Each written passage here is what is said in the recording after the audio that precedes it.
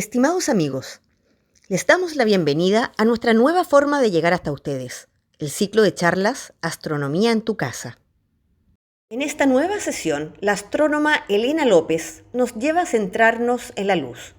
¿Qué es? ¿Cómo la estudian los astrónomos? ¿Y qué información entrega sobre el universo? Como humanos, somos capaces de detectar con nuestros ojos la luz visible que nos llega desde el Sol. Sin embargo, la luz visible es tan solo una porción de toda la luz o radiación electromagnética existente.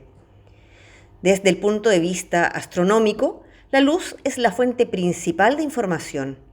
Las estrellas, planetas y galaxias están simplemente demasiado lejos para poder estudiarlas en el laboratorio, destaca la científica a cargo.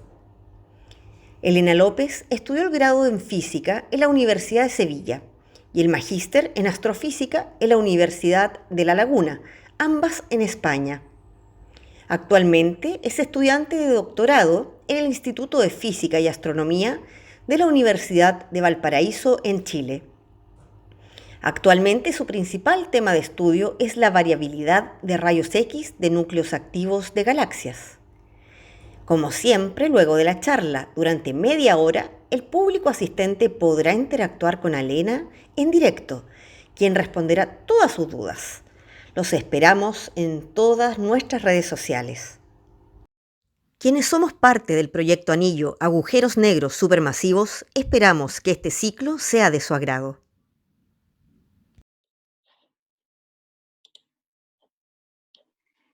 Bien. ¿Cómo y cuándo comenzó el universo? ¿Y cómo va a terminar? Bueno, estas y muchas otras preguntas nos las hemos estado haciendo el ser humano desde hace muchísimos años. Pero, ¿cómo es posible estudiar algo tan grande como el universo? Bien, pues como ya saben, la respuesta es mediante el estudio de la luz. Así que vamos a hacerle una buena presentación. La luz es radiación electromagnética, es decir, campos eléctricos y campos magnéticos que se propagan por el universo transportando energía.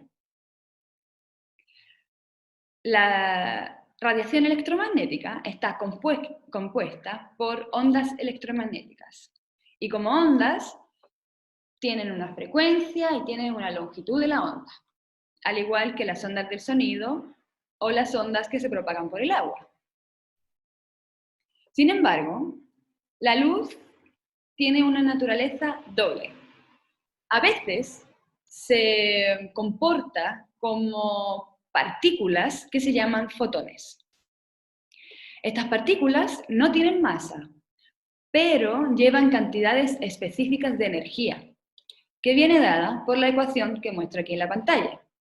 La energía de un fotón es igual a una constante h por la frecuencia de la onda electromagnética, o lo que es lo mismo, a la constante h por la velocidad de la luz, dividido de la longitud de la onda. Aquí os muestro un dibujito de la dualidad onda-partícula. Esta dualidad es muy importante porque permite explicar o entender todos los fenómenos de la interacción de la luz con la materia y cómo se propaga. Aquí os quería mostrar un ejemplo de un fenómeno que necesita de la teoría corpuscular de la luz, es decir, entender a la luz como partículas, como fotones, para poder ser explicado, y es el llamado efecto fotoeléctrico.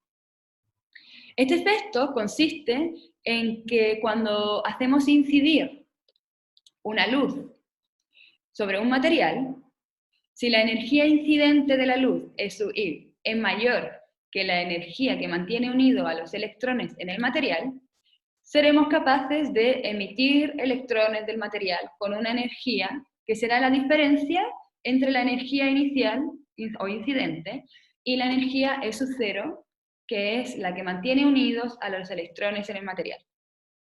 Desde un punto de cómo se puede explicar este fenómeno.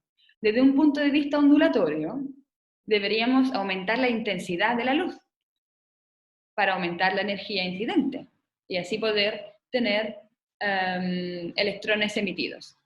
Sin embargo, aumentando la intensidad de la luz, no se aumentan la cantidad de electrones emitidos. ¿Y eso por qué?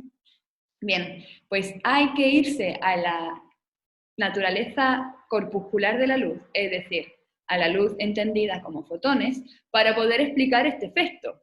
Desde el punto de vista corpuscular, aumentar la intensidad solo significa que estamos aumentando el número de fotones que estamos haciendo incidir sobre el material, pero no su energía, solo el número, solo la cantidad de fotones. Entonces, si nos fijamos otra vez en la ecuación, para aumentar la energía incidente, tendríamos que aumentar la frecuencia de la luz. Entonces, gracias a la explicación de este efecto fotoeléctrico, Albert Einstein ganó el Premio Nobel de la Física en 1921. Este señor es muy conocido por muchísimas otras cosas, pero ganó el Premio Nobel de la Física por esta naturaleza doble de la luz y todas sus implicaciones. Pues bien,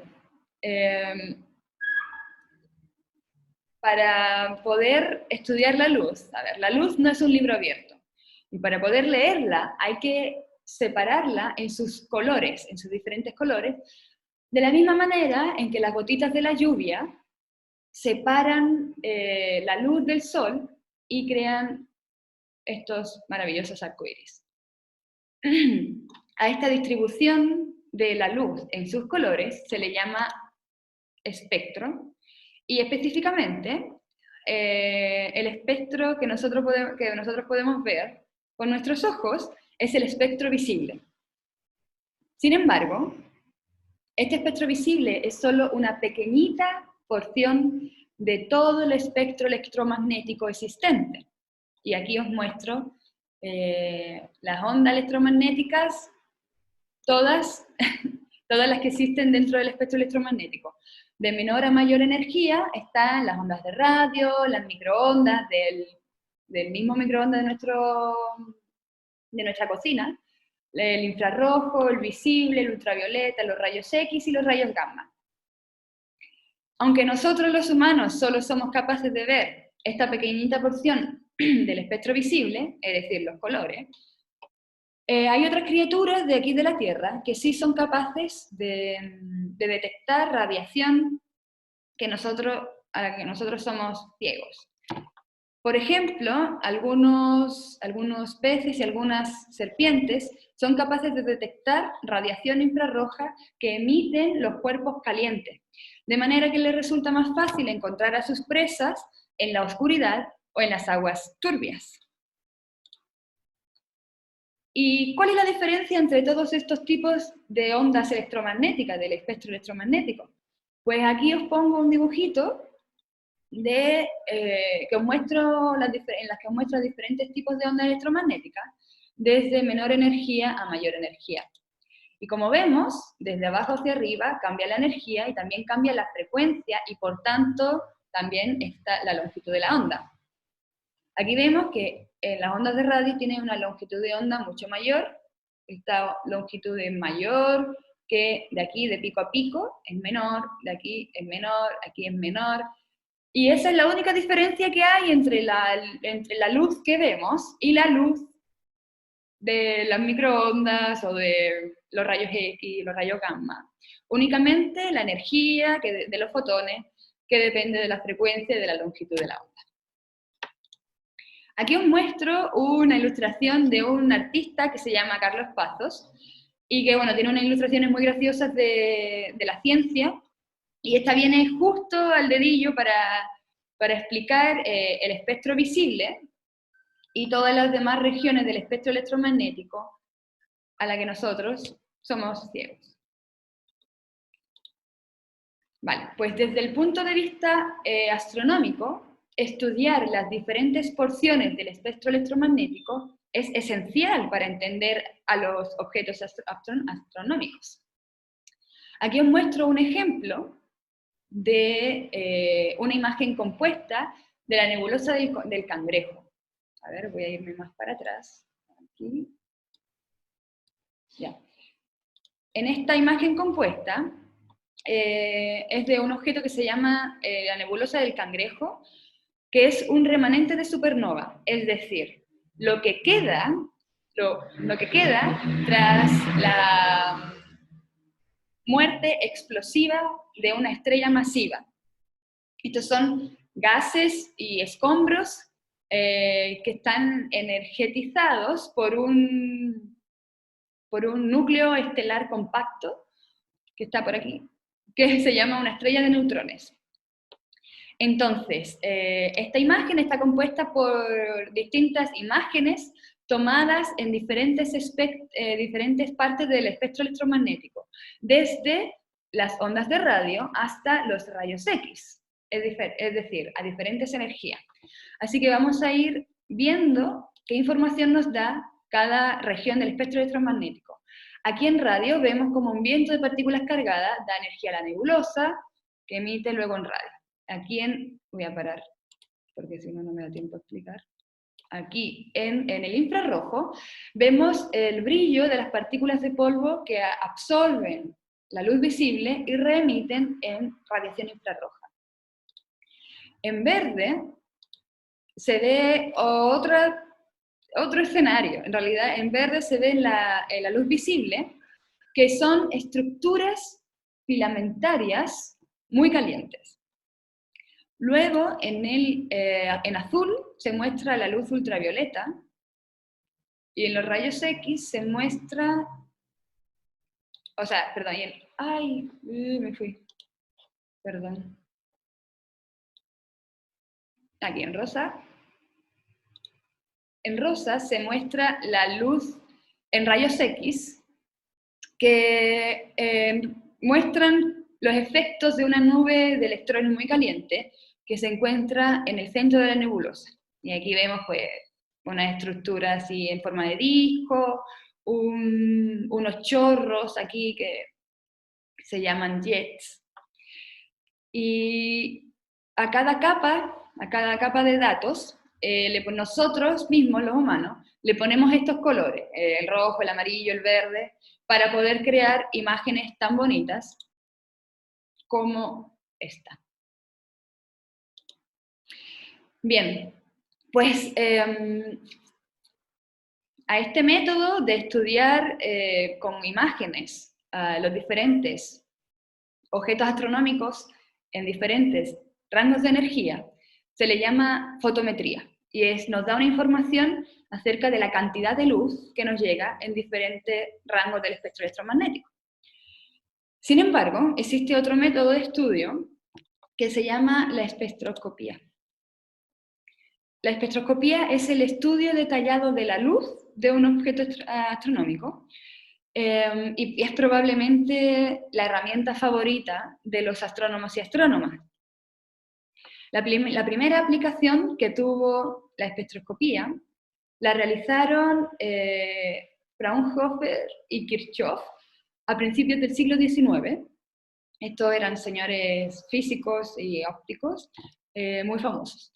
Y lo que hicieron fue analizar la luz visible del Sol, la hicieron pasar por un prisma, y bueno, buscaban o creían que iban a encontrar un espectro continuo de los colores, al igual que los colores del arco iris.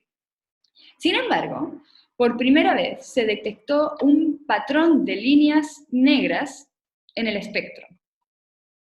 Estas líneas negras era inesperado, y son las huellas dactilares de todos los elementos químicos que habían interaccionado con la luz, y se llaman líneas de absorción.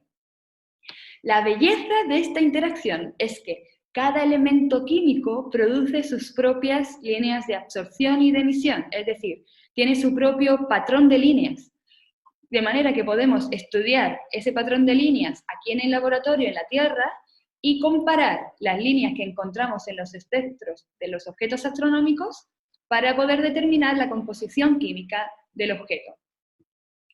Aquí os muestro un ejemplo de un espectro visible de alta resolución del Sol, donde realmente se ven las líneas negras, que son las líneas de absorción de los elementos químicos presentes en la atmósfera solar, que absorben luz visible en energías específicas, de manera que podemos determinar la composición química de la atmósfera solar.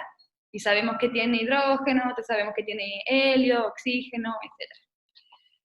Y aunque esta representación del espectro es muy bonita, nos alegran la vida con tantos colores, realmente nos dicen muy poco acerca,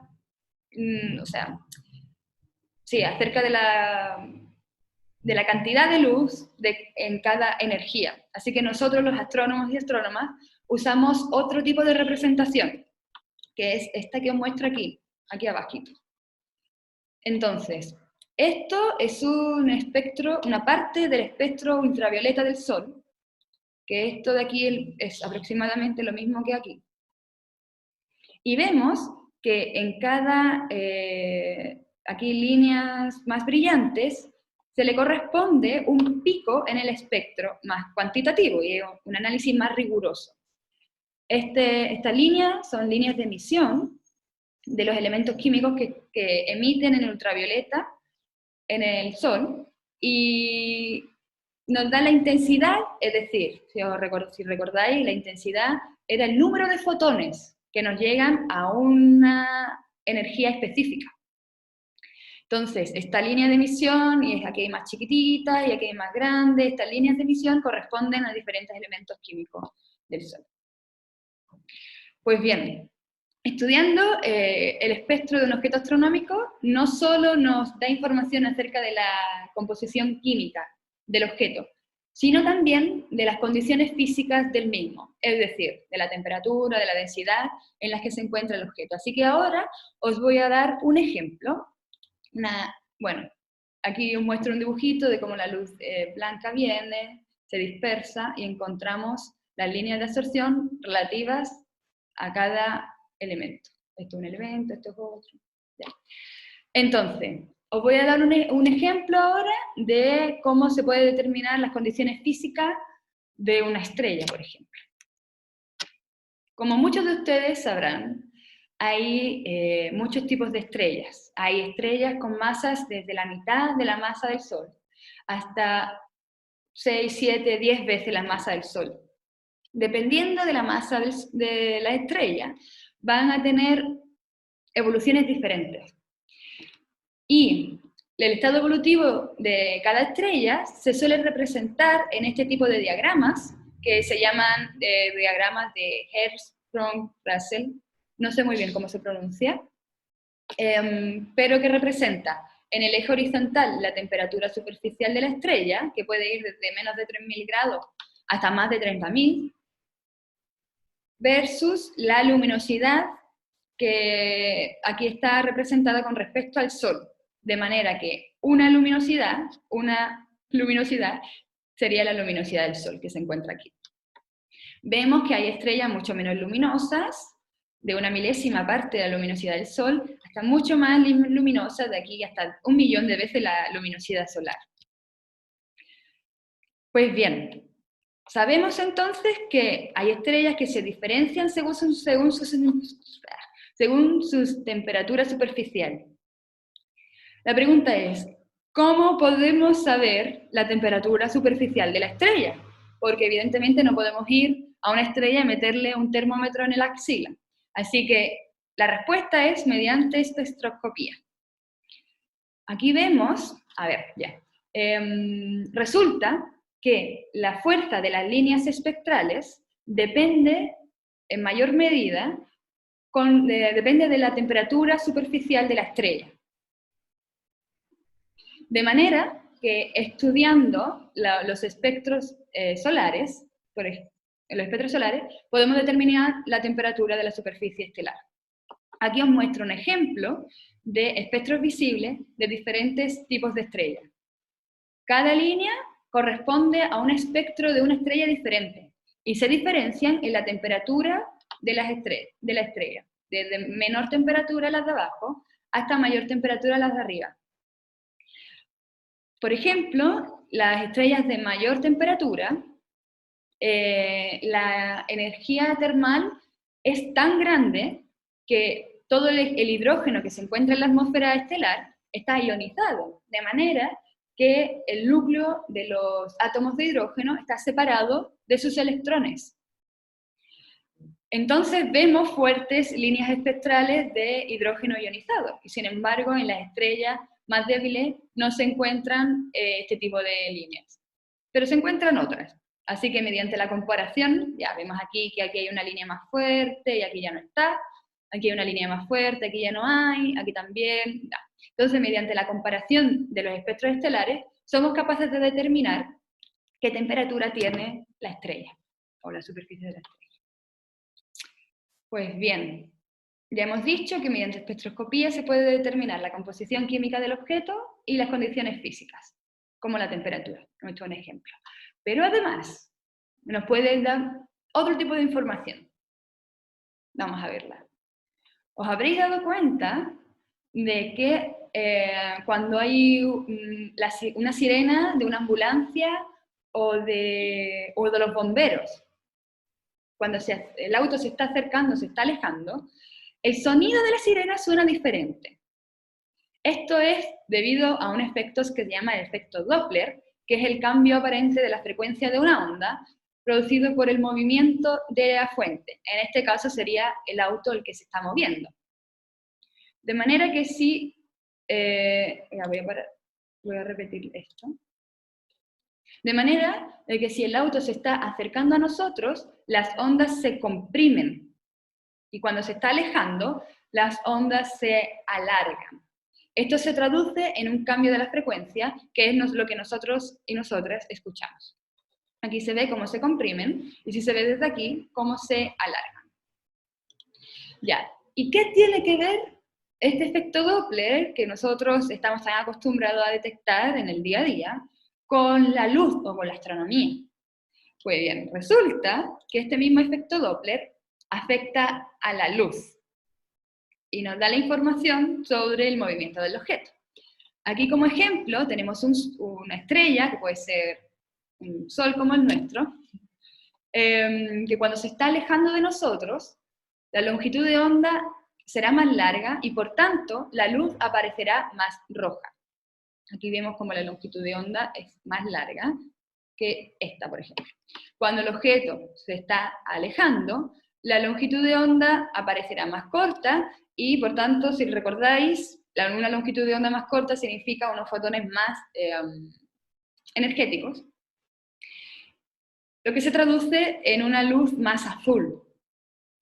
Así que este efecto Doppler que afecta a la luz tiene muchas aplicaciones en astronomía porque nos da información acerca del movimiento del objeto. Una de las aplicaciones, os lo voy a mostrar ahora, es el método de velocidad radial que se usa para detectar exoplanetas. ¿Y qué es un exoplaneta?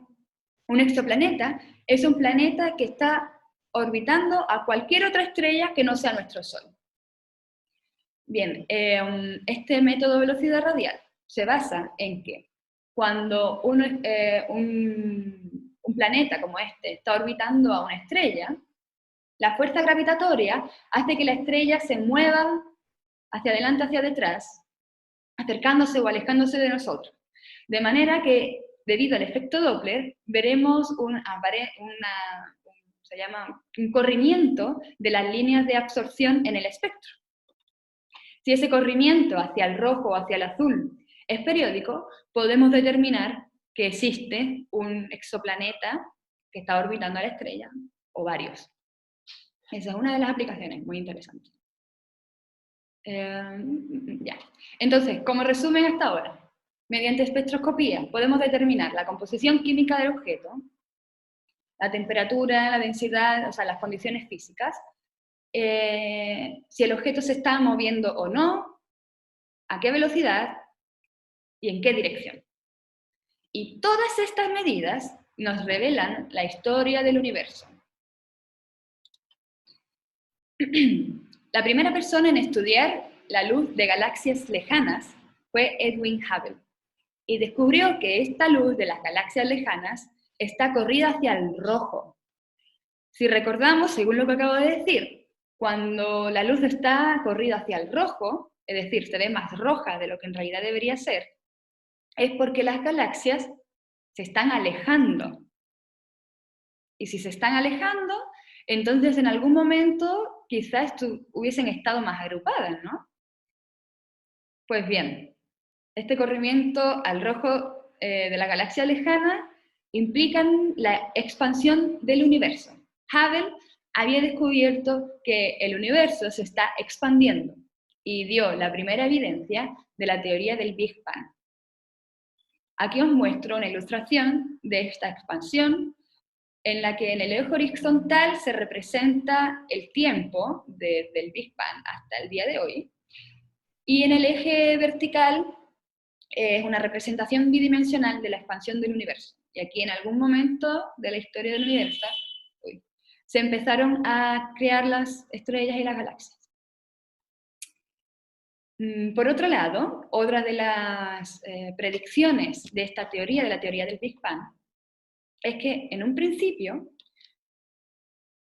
había un punto muy caliente y muy denso, y que conforme el universo se fue expandiendo, fue disminuyendo su temperatura.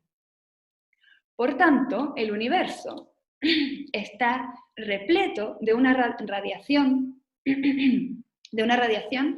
que es literalmente el calor que queda, o que quedó, tras la explosión del Big Bang. A esta radiación se le llama fondo cósmico de microondas.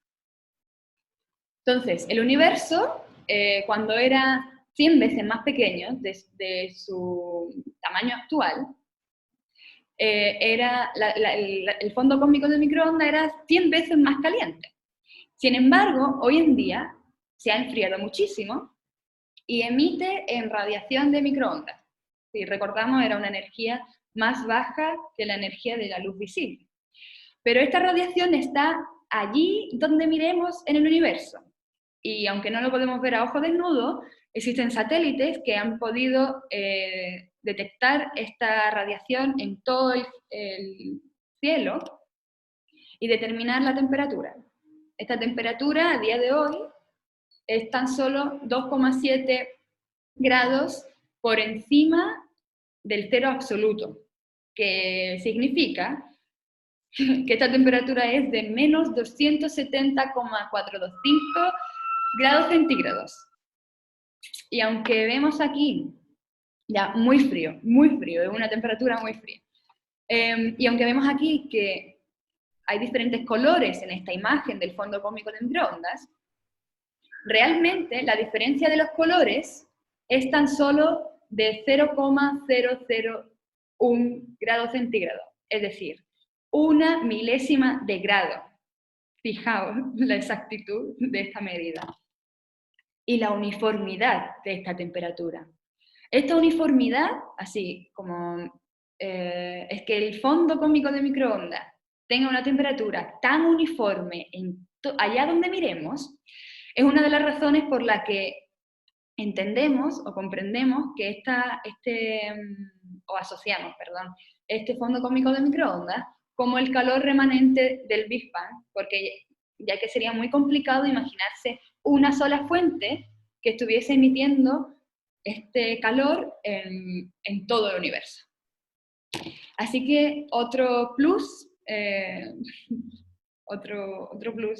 para la teoría del Big Bang. Sin embargo, existen preguntas que todavía no podemos contestar.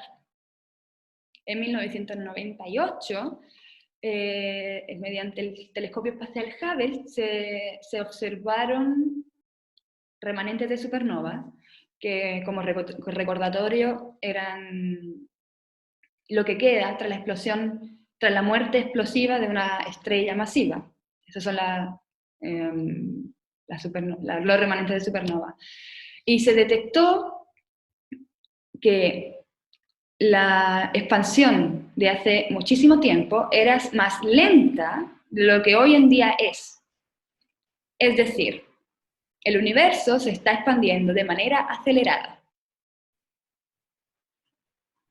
Esta expansión acelerada del universo, realmente en aquel momento no se sabía, no teníamos ninguna explicación a esta expansión acelerada, ya que, como muchos podrían pensar, quizá el universo estaba expandiéndose, pero en algún momento quizá parase debido a la acción de la gravedad, ya que la acción de la gravedad hace que las cosas se compriman. Pero bueno, eventualmente los teóricos y las teóricas dieron con varias explicaciones de esta expansión acelerada del universo. Como por ejemplo, había algunas explicaciones, como por ejemplo, podría ser causa de una teoría de la gravedad de Einstein que contiene lo que llamamos una constante cosmológica, que es lo que hace que el universo se expanda de manera acelerada, o quizá es que exista alguna energía, fluido extraña que llena todo el espacio, o quizá la teoría de la gravedad de Einstein es errónea y necesitamos otra teoría que incluya algún tipo de campo que hace que el universo se expanda de manera acelerada.